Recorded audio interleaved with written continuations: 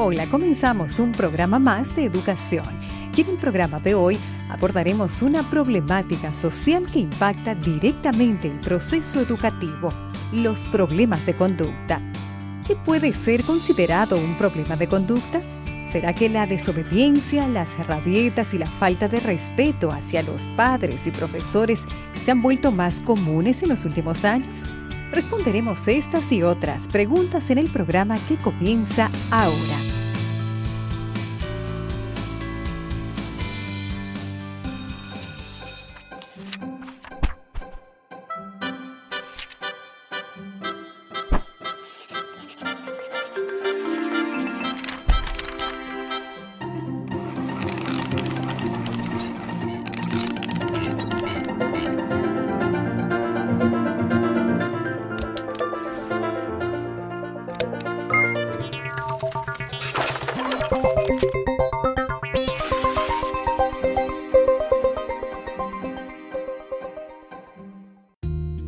Definir lo que es un problema de comportamiento puede ser mucho más difícil de lo que se imagina, ya que el comportamiento esperado puede variar de acuerdo a normas culturales, sociales y familiares.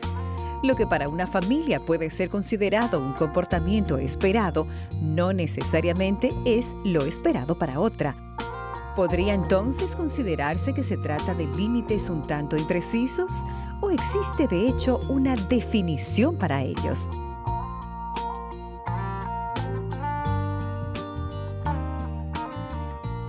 Los problemas de comportamiento tienen mucho que ver con aquellos conjuntos de conductas que presentan las personas o los niños, en este caso, que no se ajustan a las normas sociales establecidas o a las leyes que están dadas en una ciudad, en un país, ¿sí? Al hablar de gente adulta, aquellos que no se ajustan a las leyes. Y al hablar de pequeños, aquellos que no se ajustan a las normas sociales o normas familiares establecidas. Si quisiéramos ser más específicos y hablar exclusivamente del universo de la educación, necesitamos considerar que existen comportamientos que siempre serán vistos como correctos y comportamientos que siempre serán vistos como incorrectos. El debido respeto al profesor es lo correcto, lo esperado. Lo esperado es que el alumno también sea capaz de actuar de una manera normal y ayudar al compañero que está en dificultad, en vez de criticar o hacer bullying al compañero en dificultad. Entonces, no es tan difícil entender qué tipo de comportamiento es normal y qué tipo de comportamiento es anormal. En realidad, cuando nosotros hablamos de problemas de comportamiento, estamos hablando de niños que les cuesta internalizar las normas, los límites, que no respetan a la autoridad y que producen una perturbación en los demás. Podemos percibir que existe una tendencia en los últimos años al aumento en los problemas de comportamiento en los niños. María Luisa y también Vicente Caballo, investigadores en esta área, destacan que existe entre un 30 a 50% de aumento de consultas de niños que presentan este tipo de problemas. Se cree que han aumentado, más bien diría que son más evidentes. Antes no era tan evidente estos problemas o no eran tan brevemente diagnosticados. Hoy sí, como contamos con una serie de baterías, serie de pruebas, serie de profesionales expertos, podemos decir que ha aumentado. Ha aumentado primero por la ausencia de la madre en el lecho familiar, ¿sí? Por cuestiones de trabajo, la madre sale, deja a sus hijos al cuidado de otras personas, quienes son las que transmiten, permiten que aprendan normas, creencias, valores propios de esa persona y que muchas veces no se ajustan a las reglas o normas que están dentro de casa. Y este conflicto y este enfrentamiento entre valores, leyes, normas que se dan como hogar versus a la persona que le está cuidando genera que los niños, sobre todo los niños, no tengan bien claro qué es o cuál es el objetivo que deben alcanzar o qué es lo que los padres quieren que logren, ¿sí? entonces ahí se produce un problema de comportamiento. También se cree que ha aumentado porque se ha reemplazado mucho la televisión, las redes sociales, el uso del celular, el uso de las computadoras. Hoy por hoy los niños de 3 años ya saben cómo usar un celular, que han sido reemplazados por una persona que les eduque. Es más fácil para un padre o una madre de familia colocar la televisión versus a poder conversar con sus hijos. También se cree que ha aumentado en la hora del almuerzo. Si nosotros nos remontamos hacia unos 10, 15 años, todos convergían en la hora del almuerzo, se veía papá, se veía mamá, se veían los hermanos, o en la hora de la cena todos se reunían para comer. Hoy, de acuerdo a algunas entrevistas, a algunos pacientes que tengo, algunas investigaciones hechas, se ve que se ha roto esa coyuntura familiar y cada quien es independiente dentro de casa, vive mundos diferentes. Además de eso, hay problemas de comportamiento que se dan en algunos niños a temprana edad por la ruptura del apego que tienen con sus madres, ¿no? Tiempos muy cortos en cuanto a poder compartir. Hay niños que van muy temprano al centro de cuidado infantil, por ejemplo, ya les dejan al mes, a los 2 meses, que no puede compartir esos lazos de apego, ese apego con su madre, y lo hace con otra persona. Entonces, la falta de estructura familiar es uno de los factores que lleva a los niños a tener más problemas de comportamiento. Y no solo eso, no basta tener padres presentes en casa. Es necesario que los padres ejerzan la función de padres de una forma constructiva y adecuada. ¿Por qué? Porque sabemos que los niños que sufren abusos por parte de sus padres tendrán más problemas de comportamiento y psiquiátricos en el futuro. Entonces, niños que son víctimas de abuso y negligencia tendrán más problemas. Estudios muestran que la negligencia parental es incluso más perjudicial que el abuso. No pretendo con esto minimizar la gravedad de los abusos. Lo que pretendo es reforzar y resaltar que la negligencia y el descuido parental son incluso más graves. Entonces, esos son otros factores que van a provocar problemas de comportamiento en los niños, además de un ambiente familiar caótico, un ambiente donde se expresan muchas emociones, donde la familia, en lugar de resolver los conflictos de forma pacífica, calmada y educada, tiende a resolver los conflictos con gritos, con expresiones intensas de rabia. Eso con seguridad impacta el desarrollo del niño y fomenta el aparecimiento de problemas de comportamiento. A veces se habla de familias disfuncionales, cuando no está presente mamá y papá, hermanito, hermanita, la familia modelo de la que hablábamos antes. Pero en realidad, a veces está presente un solo progenitor, que puede ser la mamá o el papá, y si se da una correcta educación, los problemas son muchos menores. Es decir, a veces puede estar presente lo que antes llamábamos la familia completa y sin embargo existir los problemas de comportamiento. Pero no es ese el motivo por el cual han aumentado los problemas de comportamiento en los niños, que se ve reflejado en las situaciones escolares.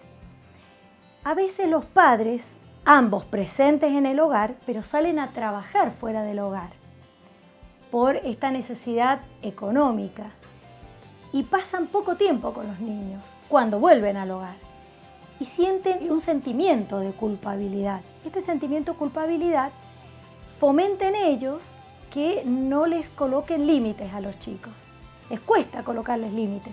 Entonces es más fácil, más cómodo, demanda menos tiempo decirles sí a todo. Y esta falta de límites es directo la consecuencia del mal comportamiento de los niños. Otras veces sale a trabajar el papá nada más y la mamá queda en la casa. Pero la mamá queda en la casa con una frustración tan grande y con tanta alteración, hasta a veces tiene sentimientos de baja autoestima, que esto tampoco contribuye en la salud emocional de los niños. y esto provoca comportamientos disruptivos en ellos también. Es muy común escuchar de padres que dicen, sabes, yo tuve una educación muy rígida, mi padre era muy estricto y yo sé que eso fue muy importante para que yo pudiera ser exitoso, para tener una vida saludable, pero aún así tengo dificultades para hacer lo mismo con mi hijo. O escuchar también, yo tuve padres muy estrictos y que no podían darme las cosas que hoy yo puedo darle a mi hijo, porque tengo dinero, entonces quiero darle a él lo que yo no pude tener, lo que no recibí.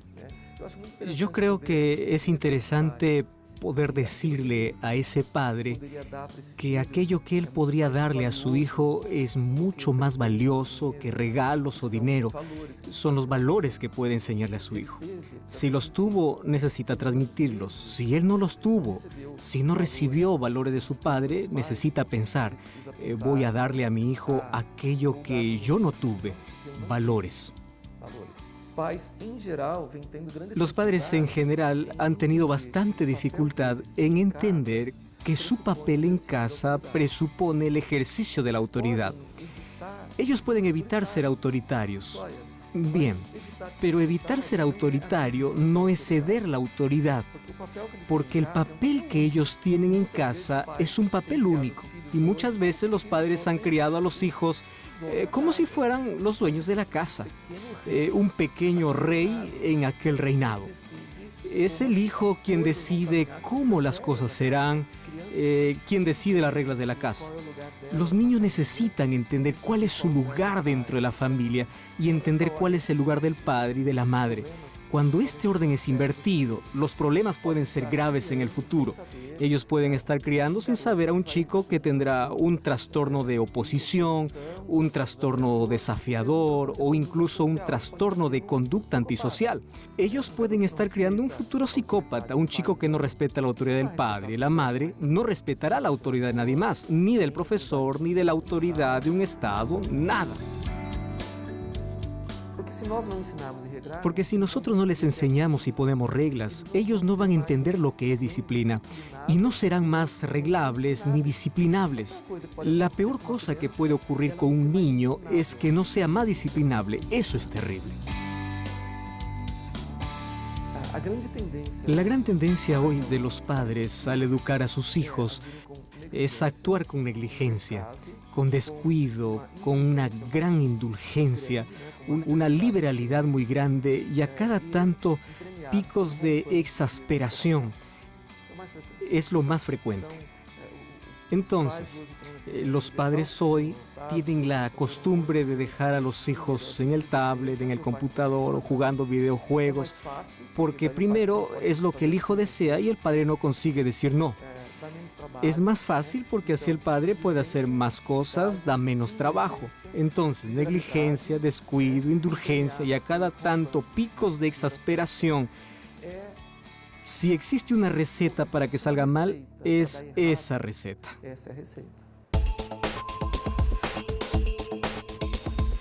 No podemos obviar el hecho de que en los últimos años, la sociedad en general y la familia en particular han sufrido cambios significativos en cuanto a su estructura y valores tradicionales.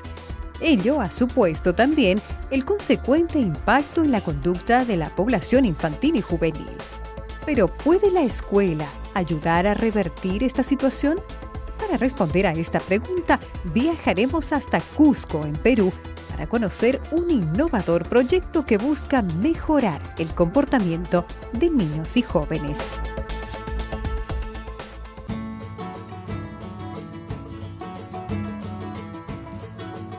Este proyecto, aunque lo estamos aplicando aquí actualmente en esta institución, básicamente surge en Colombia. Allá el estudiante es apático a querer estudiar. ¿Por qué razón? Porque fácilmente con el narcotráfico él puede hacer una fortuna de la noche a la mañana. Entonces lo traemos acá, aunque no se presentan los mismos problemas sociales, sí hay algo en común y es la falta de hábitos que rijan la conducta de un estudiante. El año pasado yo ya tenía problemas estaba con matrícula condicional. Si me portaba mal, me expulsaban del colegio. El profesor me decía que yo tenía gran capacidad de pensar, tenía capacidades deportivas, sabía en estudios de la Biblia, pero por mi conducta todo eso no servía de nada. Le conté eso a mi mamá me dijo que sí, que es verdad, que tú tienes tienes razones que te favorecen, pero por una sola todos tus gestos se pueden ir al tacho o no puede servir de nada. Siento que él se preocupa por mí mucho y casi nunca he tenido profesores así.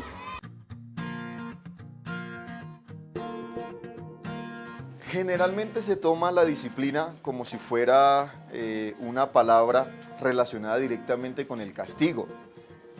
Generalmente la concepción que tenemos es eso, disciplina igual a castigo. ¿Pero por qué se genera eso? Porque desde antaño, desde muchos años atrás, la disciplina se ha fundamentado en la proposición de causa y efecto. Por ejemplo, yo le digo a un estudiante, tú tienes que cumplir estas normas, pero si no cumples estas normas, entonces vas a tener esta consecuencia.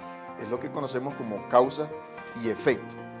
Como no hay un proceso que es el que mide el espacio entre la causa y el efecto, cuando se aplica un castigo en el estudiante, entonces en vez de santificar, se envenena al estudiante. De allí que se toma la concepción de que la disciplina está relacionada con el castigo.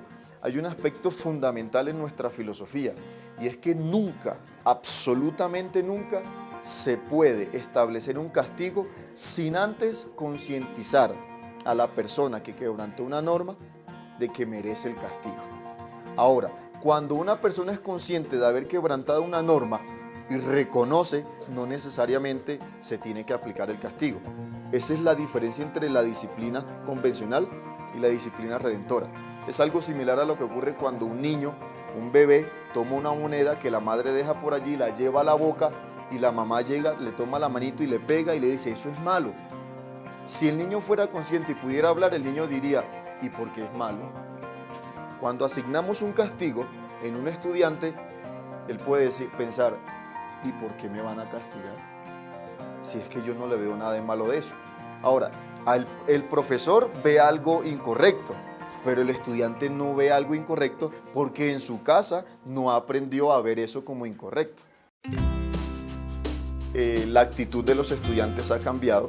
Ustedes pueden presenciar su actitud frente a cualquier autoridad. Mejoría en estudiantes que durante años anteriores han tenido dificultades disciplinarias. Gracias al trabajo que hemos hecho con los padres, podemos nosotros ver que el sistema sí está funcionando. Tenemos particularmente unos padres que están totalmente agradecidos porque sus hijos ya saben que tienen que llegar a sus casas no solo a hacer los trabajos, sino a tener consideración con ellos, a organizar su cuarto, porque el proyecto disciplinario tiene esos alcances, dentro de la institución y fuera de la institución. Ahora mi papá me felicita porque me puedo conducir solo. Muchos padres se preguntan, ¿a partir de qué edad deben disciplinar a su hijo? Si existe edad para eso, ¿a partir de qué edad? Porque por lo general ellos tienen mucho recelo de hacer eso con un niño pequeño, intentar arreglar su comportamiento muy precozmente. Mira, yo diría que mientras más pequeños mejor.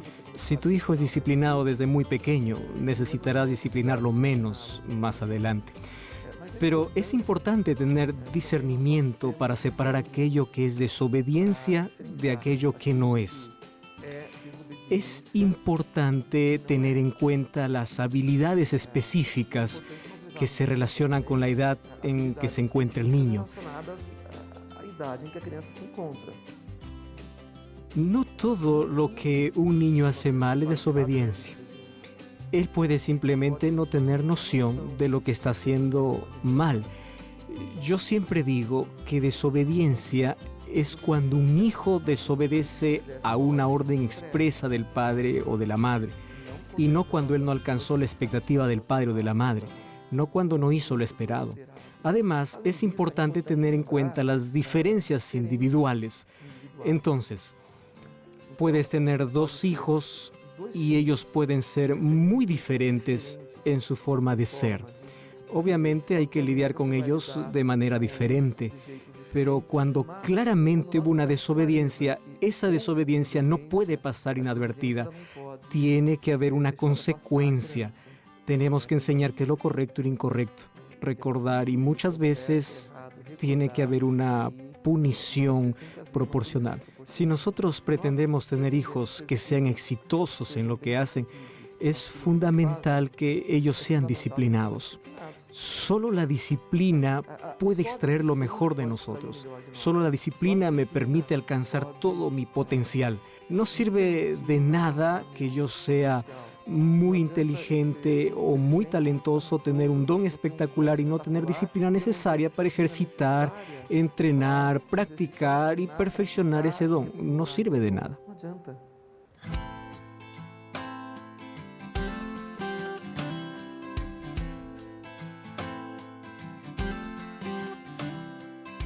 La educación adventista, en mi experiencia, es una bendición en la vida de los chicos, en líneas generales. Los chicos pueden venir de hogares con muchísimas dificultades, no tener otro respaldo que el colegio, y cuando llegan acá sentir que están en una verdadera ciudad de refugio. Se encuentra con gente que los quiere, que los aprecia, con un mensaje bíblico que les devuelve dignidad, que les transmite esperanza, que les habla de una segunda venida, que les explica el perdón, un Dios que da oportunidades.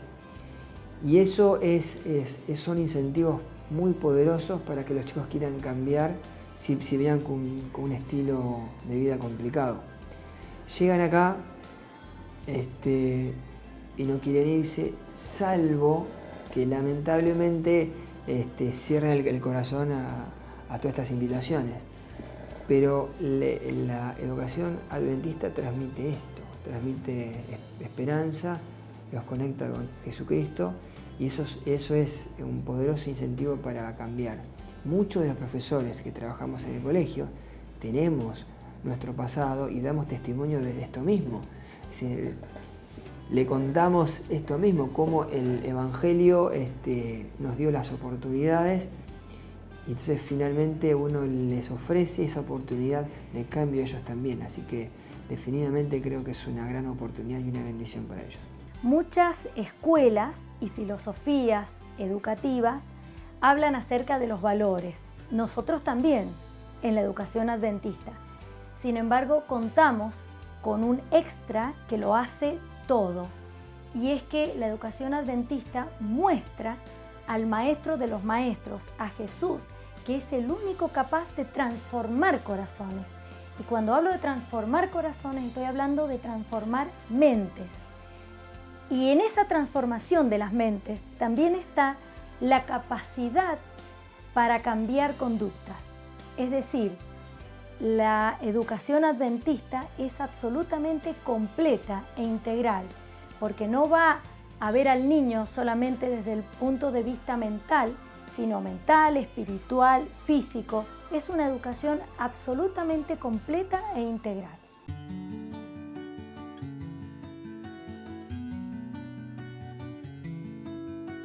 Mi hijo era malcriado, caprichoso, egoísta con nosotros mismos, porque él no tiene hermanitos.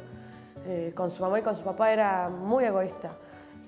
Peleador, hasta nosotros nos decía, no, que no quiero esto, que yo quiero solo esto para... No, cambió muchísimo. Él ahora sabe compartir, él ahora sabe lo que es jugar, sabe con quién lo pelea, quién no le pelea. Me gusta porque lo hacen cambiar muchísimo. O sea, no importa la religión, no importa. Lo que importante es que te eduquen. Bueno, lo que más me llamó la atención del colegio es la educación. Siempre lo trataban de hablar, de enseñarle, eso es lo que yo buscaba. que le enseñen, como él es único hijo, que le enseñen a esto no y esto sí. Y yo le agradecí muchísimo a la señorita Mónica por cómo él cambió en todo aspecto, con su papá, conmigo, con toda la familia, con su primo. Ahora no es egoísta, no es peleador, comparte, sabe lo que está bien y lo que está mal, y eso es lo que me gusta. Tengo casos de amigas que me dicen, ¿por qué lo mandó a un colegio adventista? No, le digo, o sea, no importa la religión, no importa. Lo importante es que lo eduquen a tu hijo. Hay otros colegios de que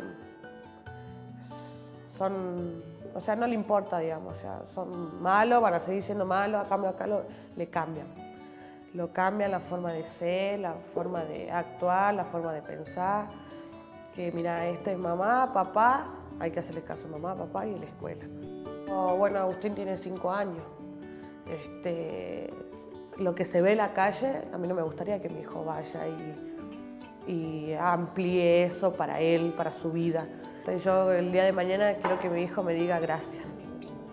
Eso quiero que me diga. Gracias, mamá, por la educación que me diste, por tenerme en el colegio que me tenés y que no me diga no me gusta. Hasta ahora él es chico, pero creo que el día de mañana él me lo va a agradecer. Está claro que no hay dos personas iguales y, por tanto, las mejores técnicas para paliar los problemas de conducta serán aquellas que funcionen bien en cada caso. ¿Y quién es más cercano que los padres para observar la conducta y disciplinar de manera justa y consciente? Por otro lado, tanto niños como jóvenes pasan una gran parte de tiempo en la escuela, donde vale la pena preguntar por la conducta del niño, ya que se obtendrán mejores resultados si padres y profesores trabajan juntos. Si los problemas de conducta perduran y se intensifican cada vez más, tal vez sea la hora de buscar un especialista. Y es así que despedimos el programa de hoy. Recuerda que puedes ver nuevamente este programa en nuestro canal de YouTube. Para comentar sobre este y otros programas, síguenos en nuestras redes sociales.